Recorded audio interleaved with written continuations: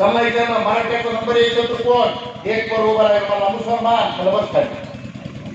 तुझ्या गावात मुसलमानाची घर ते मला 6. तुला गावात मुसलमान झाले की रे? म्हणजे अजिबात नाही. कोणाकोणावर मुसलमान काय केला? कोणावरच नाही. मग तुमचा नंबर 1 शत्रू मुसलमान कसं काय? ते म्हणजे आम्हाला काय माहिती, लोक म्हणजे आम्ही म्हणतो. अरे तपासून घ्या, हे दलिद्र गोष्टी आहेत. हा गोळीबार करते, बॉम्ब फेकते, काहीतरी गोळीबार करते, काहीतरी लफडे करते. आजूबाजूला बघायचं कोण आहे, त्यावर कोण दिसला की कोण दाबायचं उचलून न्यायचं घरात. असा ठोकायचा कान लागायचा आधार कार्ड त्याला. म्हणून हे दरिद्रे मागे 2 महिला दुसऱ्या बुरखा घालो दिल्लीत आणि त्यांनी विरोधी घोषणा दिल्या. आता कुठल्या तरी पाकिस्तान जिंदाबाद घोषणा दिल्या.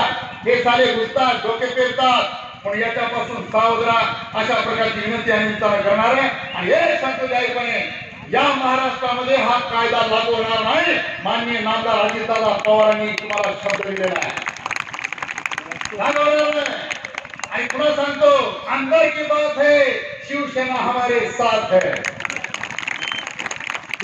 सगळ्यात मोठी ताकद शिवसेना होती, त्यांच्या संघ नाहीये. म्हणून ते काहीच करू शकत नाहीये. म्हणून हे तुम्ही सावध ठेवा.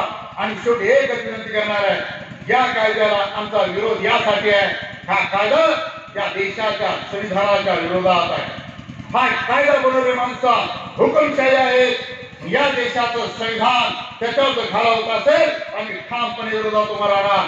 आणि ही जर लोकशाही प्रधान देश असेल, या देशामध्ये हुकुमशाही होऊ देणार नाही. आता माझा शेवटचा प्रश्न आहे, याला ही पावर आली का? याला पावर येण्याचं कारण हे सत्तेत बसलेले आणि याला सत्तेत कोणी बसलं? आम्हीच बसलो. आम्हाला 15 लाख देऊ, दाबले बटणं बसा बोंबलं अक्षर नाही बसा बोंबलं. नोकऱ्या गेल्या खलास. इतक्या कोटी नोकऱ्या हायती नाही यायला. एकच विनंती करतो, मी गावगाव सांगतो, या देशामध्ये जर तुम्हाला बाबासाहेब आंबेडकरांनी अधिकार दिला असेल मतदान करण्याचा, या देशामध्ये राजा एक काळ राणीच्या पोटी पैदा होत होता.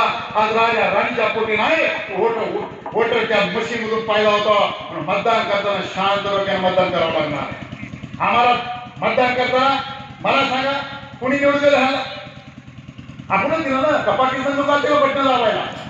मी गावाला प्रश्न विचारतो, माझा शिला सवाल आहे. आम्ही म्हणतो राजकारणी नालायक आहे. माझा शिला सवाल आहे तुम्हाला, नीट उत्तर द्या. निवडून आलेले नालायक का निवडून देणारे नालायक? बोला ना. पाकिस्तान लोकांनी बोलून थांबले ना. दारूच्या वाटली, बोट्याचा वाटला, वाढ बघते मतदानचा टाइम, पैसे देणार, लक्ष आता काय करायला. ज्या दिवशी या देशाचे लोक शांत डोक्यानं आपल्या पायानं जाऊन चांगल्या लोकांचं फटल जातील, त्या दिवशी रंगा बिल्ला निवडून येणार नाही, तर चांगले माणसं निवडून येते. मग सावधान. तुम्हाला विनंती करणार आहे, मतदान करणार शांत डोक्यानं मतदान करा.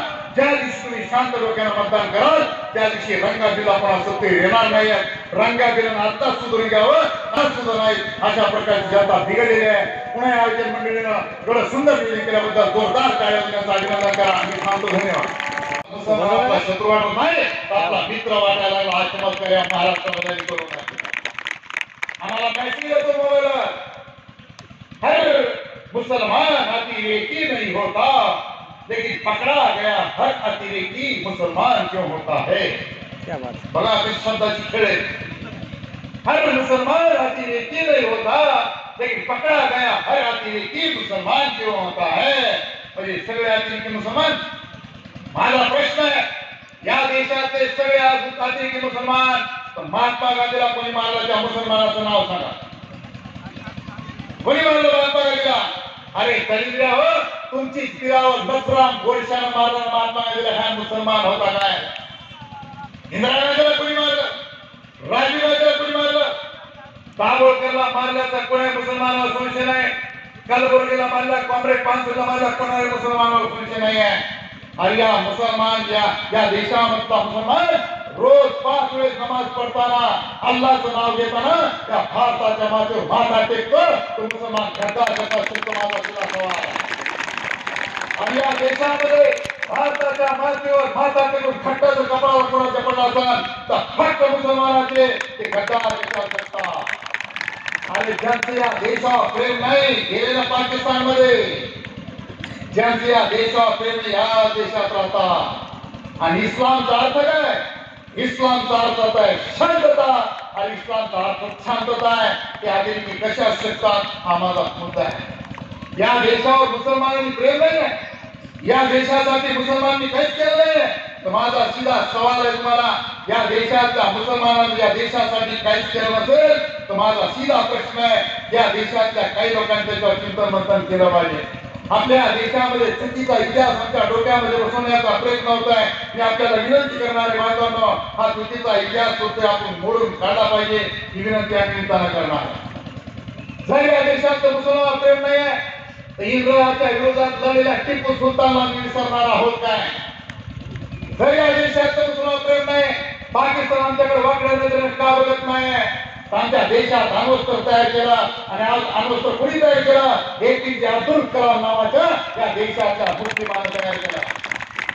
आणि एपीजे अब्दुल कलामांना विचारलं की तुम्ही लग्न का केलं नाही, ते म्हणजे लक्षातच राहिले. या देशावर प्रेम करताना अण्वस्त्र बनवण्यात जो माणूस शादी विसरला, आणि याला म्हणतात मर्द टाळ्यांचा कडकडाट झाला म्हणे.